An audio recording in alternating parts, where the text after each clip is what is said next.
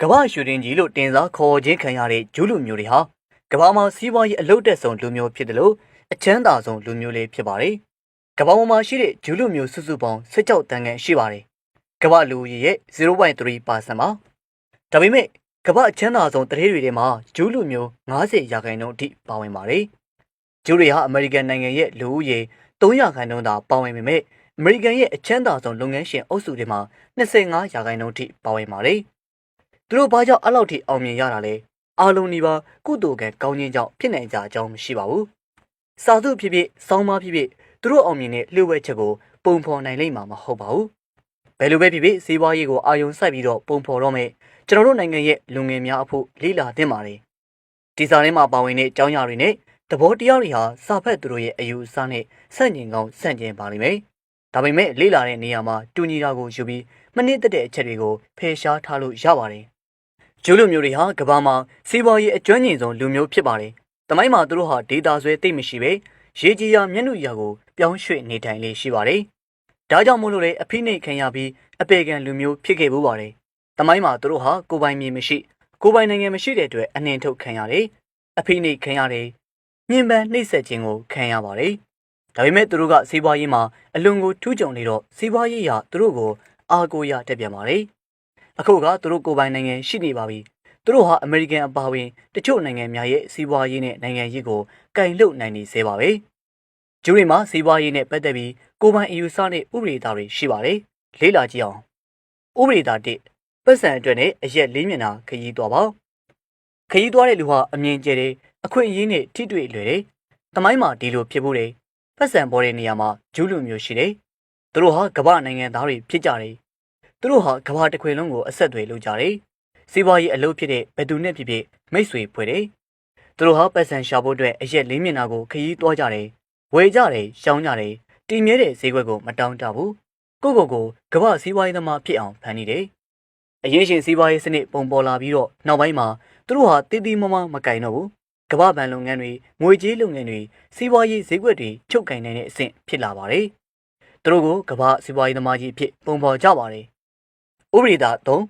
ပတ်စံရှာနိုင်တဲ့ပညာသာဉာဏ်ပညာအစစ်ဖြစ်တယ်။ပတ်စံရှာတာများလေကောင်းလေပတ်စံရှာခြင်းအလုပ်ဟာမှန်ကန်တဲ့အလုပ်ဖြစ်ပြီးတဘာဝကျတဲ့အလုပ်လေးဖြစ်ပါတယ်။ပတ်စံရှာနိုင်တဲ့အခွင့်အရေးကိုစွန့်လွတ်ခြင်းကိုအပြစ်လို့ရှုမြင်တယ်။ဖျားသခင်ရဲ့ပြစ်တင်ရှုတ်ချခြင်းကိုခံရနိုင်မယ်လို့ယူဆတယ်။ကျိုးတို့ရဲ့အယူဆအရပတ်စံနဲ့ဉာဏ်ပညာမှာဉာဏ်ပညာပုံမအရေးကြီးပါတယ်။ဒါကြောင့်လဲဆိုတော့ဉာဏ်ပညာဟာပတ်စံပုံမရှာဖွေစုဆောင်းမိစေပါတယ်။ဆိုလိုတာကပတ်စံရှာတဲ့ဉာဏ်ပညာသ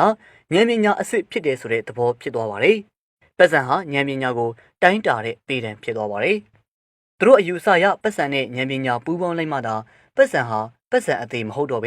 ပတ်စံကိုပတ်စံပွားနေတဲ့ပတ်စံအရှင်ဖြစ်သွားမှာပါ။ဥပဒေသား၄အမျိုးသမီးကိုချိန်ပြပါ။ဂျူးလူမျိုးစီးပွားရေးလုပ်တဲ့သမိုင်းအနှစ်4000ရှိပါတယ်။သူတို့အတွေ့အကြုံအရယောက်ျားများဟာပတ်စံရှာတယ်။မိန်းမများဟာပတ်စံသုံးတယ်။စီးပွားရှာတယ်ဆိုတာပတ်စံရှာတဲ့သူစီထက်ပတ်စံသုံးတဲ့သူများစီကိုအဓိကချိန်ရွယ်ရပါတယ်။ဥပဒေသား5ပါဇက်ကိုချိန်ရွယ်ပါ။အစားအသောက်နဲ့သက်ဆိုင်တဲ့လုပ်ငန်းကိုဆိုလိုပါတယ်။လုပ်ငန်းသီးအနေနဲ့ဟင်းသီးဟင်းရွက်ဆိုင်အသားဆိုင်ငါးဆိုင်အရက်ဆိုင်ကုန်စုံဆိုင်ဆန်ဆိုင်တရေစာဆိုင်အသီးနှံဆိုင်စသည်တို့ပါဝင်ပြီးလုပ်ငန်းအကျင့်အနေနဲ့ဟိုတယ်လုပ်ငန်းစားတော်ဆက်လုပ်ငန်းညကလက်ညပွဲရုံလုပ်ငန်းအထိပါဝင်ပါတယ်။ဒီလုပ်ငန်းများအားလုံးဟာအလုပ်ဖြစ်တယ်ဆိုတဲ့သဘောပါ။ဥပဒေသား6 98 20အချိုး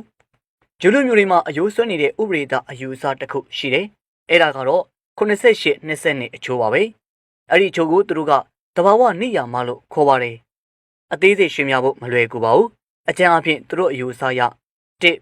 ခန္ဓာကိုယ်ထဲမှာရှင်းနဲ့အခြားတွဲရဲ့အချိုးဟာ98 20အချိုးဖြစ်တယ်။2ဘိုင်လုံငယ်ရှင်တအူးအတွက်ငွေချေးသူနဲ့ချင်းငါသူတို့ရဲ့အချိုးဟာ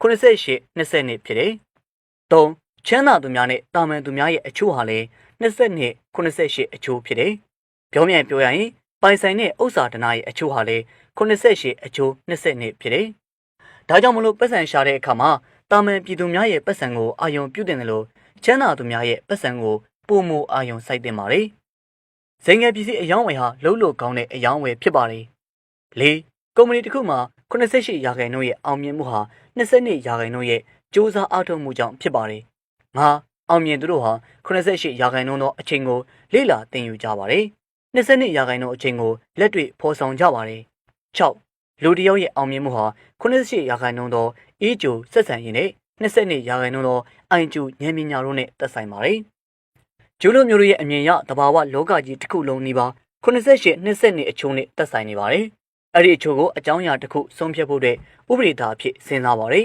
။ဥပဒေသားခွန်အမျက်ယူခြင်းဟာတရားမျှတမှုရှိပါတယ်။အကျိုးမျက်နှာကိုလိုက်ခြင်းဟာစီးပွားရေးသမားတွေရဲ့ပင်ကိုယ်ဗီဇဖြစ်နေပါတယ်။စီးပွားရေးလုပ်တယ်ဆိုတာအမျက်ကိုလုံးဝအခြေခံနေပါတယ်။အမျက်ကြောင့်စုမိဆောင်မိခြင်းဖြစ်ပြီးချွေတာခြင်းကြောင့်စုမိဆောင်မိတာမဟုတ်ပါ။ဥရိဒါရှိကိုစံမပြောခင်မှာလူတိုင်းမဖြစ်မနေတည်ထားရမှာလေးကိုပြောပြခြင်းပါတယ်။ကျွန်တော်တို့အမှားမလုပ်ခဲ့ဘူးဒါပေမဲ့ကျွန်တော်တို့ကြာရှုံးခဲ့တယ်။နိုကီယာ CEO နောက်ဆုံးပြောသွားခဲ့တဲ့စကားဖြစ်ပါတယ်။နိုကီယာဆိုတာကမ္ဘာထိပ်တန်းမိုဘိုင်းဖုန်းကုမ္ပဏီဖြစ်ပါတယ်။သူတို့အနေနဲ့ကမ္ဘာဈေးကွက်ကိုထိုးပေါက်ရယူထားနိုင်ခဲ့တယ်လို့အမှားလုပ်ခဲ့တာတွေလည်းမရှိပါဘူး။နိုကီယာဘာကြောင့်ကြာရှုံးခဲ့တယ်လဲ။ကမ္ဘာကြီးကအရန်ကိုပြောင်းလဲနေပါတယ်။မနေ့ကနဲ့ဒီနေ့မတူတော့ပါဘူး။ဒီနေ့ထိပ်ကိုရောက်နေပြီမဲ့မနေ့ပြန်အောက်ကိုရောက်သွားနိုင်ပါတယ်။အမြဲတိုးတက်အောင်မလုပ်ဘူး။တင်ယူလေ့လာတာတွေမလုပ်ဘူးဆိုရင်နောက်ကောက်ကျကျန်ခဲ့မှာပါပဲ။နိုကီယာဟာသူ့လို့သူလုပ်နေခဲ့တာပါ။ဒါပေမဲ့လုပ်ငန်းတိုင်းအတွက်အရေးပါတဲ့တီထွင်စမ်းသပ်မှုတွေကိုသူတို့မလုပ်နိုင်ခဲ့ဘူး။နောက်တစ်ချက်ကပြိုင်ဘက်တွေအင်အားကြီးလာတယ်။တင်ဟာတင့်မြိုင်ဘက်ကိုတတိထားမိလိုက်ပြီဆိုတာနဲ့တင်ကြရှုံးပါပြီ။ဘာလို့လဲဆိုတော့သူတို့ကတင့်ထက်အဝေးကြီးကိုကြိုရောက်နေလို့ပါ။နိုကီယာအနေနဲ့ပြောင်းလဲတာတွေမလုပ်ဘူး။နီလန်ဟောင်းအတိုင်းတွားခဲ့တယ်။အဲ့ဒီချက်ကပဲသူတို့ကိုကြရှုံးစေခဲ့တာပါ။ပြောင်းလဲဖို့မကြောက်ပါနဲ့။ပြောင်းလဲဖို့ကြောက်နေရင်တင်ပြိုင်ပွဲတွေကနေထုတ်ပယ်ခံရပါလိမ့်မယ်။အသေးသေးသောအရာတွေကိုမလေ့လာခြင်းအဆင်ပြေပါသေးတယ်။ဒါပေမဲ့တင်းရဲ့ခံယူခြင်းနဲ့အတွေးတွေကိုမပြောင်းလဲနိုင်ရင်တော့တင်းကြရှုံးပါလိမ့်မယ်။ကိုရပြီးသားနေရာတစ်ခုမှာဆရာဖြစ်ဖို့ခိုင်မြဲဖို့ဆိုရင်အမြဲလေ့လာနေရမယ်။မိမိရဲ့ကျွမ်းကျင်မှုတွေကိုလည်းပို့ပြီးတော့တိုးတက်တဲ့တိုးတက်အောင်လုပ်နေရမယ်။အလုပ်လုပ်နေုံနဲ့မပြီးပါဘူး။ scale တွေကိုတစ်မျိုးပြီးတစ်မျိုးထပ်ဖြည့်နေရမယ်။တခါတလေလောကမှာကျွန်တော်တို့ဘာအမားမှမလုပ်ဘူး။ကိုယ့်ရဲ့ scale တွေလည်းမလျော့သွားဘူး။ဒါပေမဲ့ပြိုင်ဆိုင်မှုပြင်းထန်တဲ့ယနေ့ခေတ်ကြီးမှာအမားမလုပ်ရုံနဲ့အောင်မြင်မှုမရနိုင်ဘူးဆိုတာကိုနိုကီယာကတက်တည်ပြလိုက်တာပါအသေးစမ်းတွေးဖို့စင်စမ်းမပြတ်တင်ယူကြဖို့ကိုယ့်ရဲ့စကေးကိုတီးတဲ့တူအောင်လုပ်ဖို့လိုလာပါပြီဘဝဆိုတာစပိန်စီးတယ်လို့ပါပဲအောင်မြင်မှုမှတ်တိုင်လေးတွေတတိုင်းပြီးတတိုင်းဖြတ်ကျော်နိုင်မှုအားထုတ်ပြီးတော့နင်းနေရမှာပါပဲမနေမင်းဆက်မလေ့လာတော့ပဲကိုယ့်ရဲ့စကေးတိုးတက်လာအောင်ဆက်မလုပ်တော့ရင်တော့ကိုယ့်စပိန်မှောက်သွားမှာပေါ့ဒါကြောင့်ဘဝမှာအပြောင်းလဲတွေကရှိနေကြုံနေရမှာပါကောင်းသောပြောင်းလဲခြင်းဖြစ်ဖို့ကတော့ကိုယ့်ရဲ့ရွေးချယ်မှုအပေါ်ပဲမူတည်ပါတယ်။ကိုယ်စကေးတွေတိုးတက်ဖို့မတိတာတွေတိလာဖို့ဆိုရင်အကောင်းဆုံးနည်းလမ်းကစာဖတ်တာပါပဲ။ဒါပေမဲ့အလုပ်တွေကိုစီရှုပ်နေကြတဲ့အခါဘယ်သူမှနေတိုင်းစာမဖတ်ဖြစ်ဘူး။နည်းပညာတွေတိုးတက်လာတဲ့စာတွေကိုကိုယ်တိုင်ဖတ်စရာမလိုဘူး။စာအုပ်တို့ကိုခမားဖတ်လိုက်ဖတ်တာဖတ်ပြီးသွားတယ်စာအုပ်ကပေးခြင်းတဲ့အဓိကအကြောင်းအရာတွေကိုမသိတာများပါတယ်။ဒီတော့ကျွန်တော်တို့အလီဘာဘာမှာကဘာကျော်စီးပွားရေးစာအုပ်တွေအောင်မြင်ရေးစာအုပ်တွေကြီးပွားရေးစာအုပ်တွေငွေကြေးပညာရေးစာအုပ်တွေကိုကိုယ်တိုင်ဖတ်စေရမလို့စာအုပ်ရဲ့အစိမ်းတွေကိုကောက်နှုတ်ထားပြီးမြန်မာဘာသာနဲ့ဖတ်ပြတဲ့တည်တဲ့အစီအစဉ်ရှိပါတယ်။အလီဘာဘာစာကြည့်တဲ့လို့ခေါ်ပါတယ်။အလီဘာဘာစာကြည့်တဲ့မှာဆိုရင်ကဘာကျော်စာအုပ်တွေရဲ့အစိမ်းတွေကိုခမားကိုယ်တိုင်ဖတ်စေရမလို့ကျွန်တော်တို့ကဖတ်ပြမှာဖြစ်ပါတယ်။အတန်ဖိုင်တွေနဲ့ဖတ်ပြတာမဟုတ်ပဲရုပ်မြင်သံကြားရတဲ့ဗီဒီယိုဖိုင်တွေနဲ့ကြည့်ရှုနားဆင်နိုင်မှာဖြစ်ပါတယ်။အလို့လို့ရင်အိရင်ကာမုံရင်စိုင်တန်ရင်နဲ့နားထောင်လို့ရမယ်။အတန်နဲ့တွေမဟုတ်သေးပါဘူး။ဗီဒီယိုတွေနဲ့ပါကြည့်ရှုနားဆင်နိုင်မှာဆိုတော့ပို့လို့တောင်ကောင်းနေပါပြီ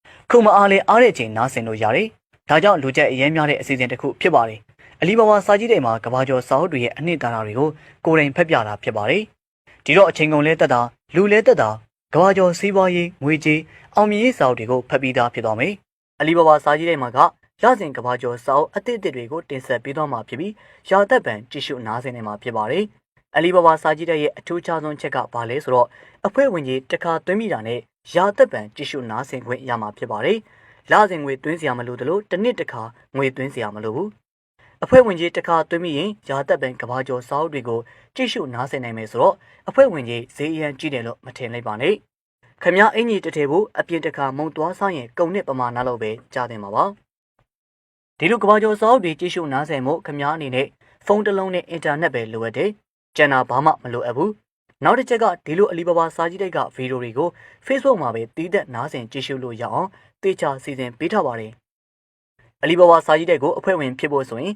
တက်တက်တာကြည့်ရှုနားဆင်ခွင့်အတွက်4000ခွဲချက်ကြားတင်ပါမယ်။အရန်ထူးခြားတဲ့နေ့လေးမှာအထူးစီစဉ်တစ်ခုလုပ်ပေးထားပါတယ်။ဒီနေ့အောက်တိုဘာ12ရက်နေ့ဟာကျွန်တော်တို့အလီဘာဘာတီထောင်ခြင်း နှစ်ပြည့်တဲ့နေ့ပဲဖြစ်ပါတယ်။ဒီတော့နှစ်သက်မှုအရန်ကိုများတဲ့အလီဘာဘာစာကြီးတိုက်ကို2500ကျပ်တဲ့နဲ့ဝင်ရောက်မှုခွင့်ပြုသွားမှာပါ။ဒါပေမဲ့ promotion 2500နဲ့ promotion ဟာပထမဆုံးအဖွဲ့ဝင်ကြီးတွင်းနေသူ10ဦးအတွက်ပဲဖြစ်ပါတယ်။သတ်မှတ်ထားတဲ့လူစင်းပြည်တာနဲ့4000ခွဲကျပ်ကောက်ခံမှာဖြစ်ပါတယ်။အထူးနေ့ရက်ဖြစ်တာကြောင့်အထူးစင်းနှုန်းနဲ့ပေးတာဖြစ်ပါတယ်။လူအရေးအတွက်ခန့်မှန်းထားတာမို့ promotion ကိုရယူဖို့ကျွန်တော်တို့အလီဘာဘာ Messenger မှာစာကြည့်တိုက်လို့သာပေးပို့လိုက်ပါ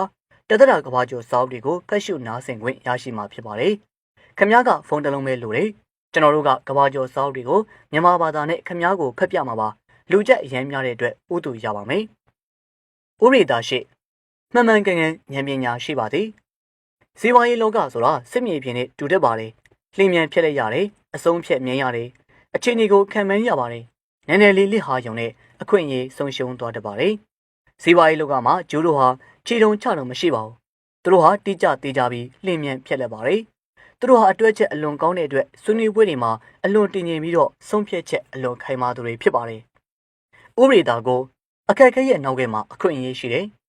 ဂျိုးတို့ဟာတမိုင်းမှာနှစ်ပေါင်း1800တိတိတွာလာလှုပ်ရှားနေတဲ့လူမျိုးဖြစ်ရပ်တည်ခဲ့တယ်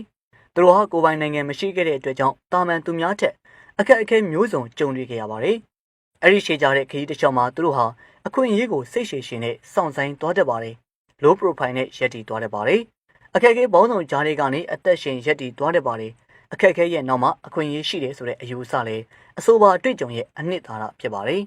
။ဥပဒေသား30အချိန်ဟာရွှေကဲ့သို့တန်ဖိုးရှိတယ်။ဂျူတို့မှာအချိန်လာရောက်ဖြုံးသီးသူများကိုအချိန်ကိုဓမြလာမတိုင်နဲ့ဆိုတဲ့စီးပွားရေးစကားပုံတစ်ခုရှိပါတယ်။အချိန်နဲ့ဟာရွှေကဲ့သို့တန်ဖိုးရှိတယ်။ကိုယ်ပိုင်အချိန်ကိုတန်ဖိုးထားတဲ့လို့သူများအချိန်ကိုလည်းမဖြုံးတီးတယ်မှာအချိန်ကိုဖြုံးခြင်းဟာရိုင်းဆိုင်တဲ့အပြုမှုဖြစ်တယ်။ဘာကြောင့်လဲဆိုတော့ time is money အချိန်ဟာပတ်စံဖြစ်နေလို့ပါ။ဥပဒေသား7သတင်းဥတီအခွင့်အရေးဥကိုဖြစ်ပေါ်စေတယ်။စီးပွားရေးလောကမှာအနိုင်ရှုံးဆိုတာလက်ဦးမှုနဲ့ဓာတ်ရိုက်သက်ဆိုင်ပါတယ်။လက်ဦးမှုဆိုတာသတင်းဥကနေရရှိလာပါတယ်။ဥပဒေသားစနစ်စာချုပ်စာတမ်းဟာဖျားတခင်နဲ့သဘောတူညီထားတဲ့အချက်တိုင်းလိုပဲလေးစားတယ်။ဂျိုလိုမျိုးတို့ဟာစာချုပ်လူမျိုးဖြစ်ပါတယ်။သူတို့ဟာစာချုပ်မချုပ်ဆိုမီမှာစာချုပ်ကိုအသေးစိတ်လေ့လာတတ်ပြီးချုပ်လိုက်ပြီဟေ့ဆိုတာနဲ့ဘလောက်ပဲနစ်နာစာချုပ်ကိုလည်းမဖောက်ဖျက်တော့ပါဘူးသူတို့ဟာနှုတ်ကတိထက်စာချုပ်ကိုအလေးထားပါတယ်စာချုပ်ကိုဖျားသခင်နဲ့သဘောတူညီထားတဲ့အတိုင်းလေးစားတတ်ပါတယ်ဥပဒေသား73စီးပွားရေးဟာစီးပွားရေးပါစီးပွားရေးလုပ်ငန်းဆိုတာစီးပွားရေးဆန်ရပါတယ်စီးပွားရေးမှာဖောက်တယ်တာရှိတယ်အမျိုးမရှိပါစီးပွားရေးနဲ့ထုတ်ကုန်ဆိုတာပဲရှိတယ်ထုတ်ကုန်ရဲ့သဘာဝအရတန်မိုးတက်အောင်သာကြိုးစားရပါတယ်ဥပဒေပေါင်းတွင်ဖြစ်ရမယ်အကျိုးမြတ်ကိုသာအာရုံစိုက်ရမယ်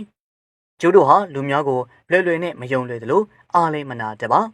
အာနာတခြင်းကိုစိတ်တဲ့အာနေခြင်းတစ်မျိုးဖြစ်တယ်လို့ယူဆပါတယ်အားလုံးမှန်ကန်တယ်လို့မဆိုလိုပါစာအုပ်ကကောင်းတို့ဘာသာပြန်ထားခြင်းဖြစ်တဲ့အတွက်ပြည့်ပြည့်စုံခြင်းလည်းမရှိပါစိတ်ရှိရှိကြည့်ရှုသူများအတွက်တစ်ချက်တလေအထောက်ကိုဖြစ်ခဲ့ရင်ရေးသားရကြုံနေပါပြီအားလုံးကိုကျေးဇူးပါ